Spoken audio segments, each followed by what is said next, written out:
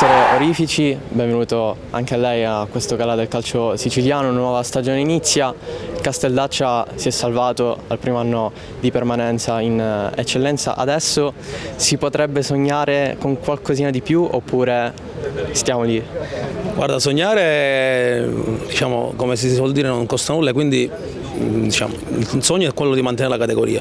Sicuramente rispetto all'anno scorso lo vogliamo fare con un po' più di tranquillità, quindi abbiamo fatto e faremo un mercato che ci consente di poterci salvare, se Dio vuole, con qualche giornata in anticipo rispetto a quella dell'anno scorso. Poi insomma vediamo a 10, 8 giornate dalla fine a che punto saremo e poi da lì faremo i calcoli, però diciamo, l'obiettivo è quello della salvezza, un pochino più tranquilla rispetto all'ultima giornata. Dopo la categoria che si conferma anche la scommessa Mineo in panchina.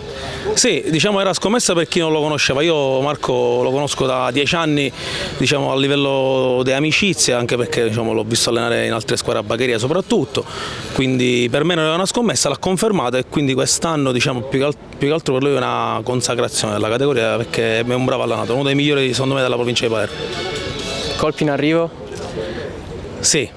Non li posso ancora dire perché i giocatori che ho preso devono prima diciamo, chiaramente fare la loro comunicazione alla società dello scorso anno, quindi non lo posso dire, però abbiamo preso un giocatore per reparto, un portiere, un centrocampista e 2 attaccanti. Cerco un difensore e poi chiudo il mercato, non vi dico noi, però ci siamo.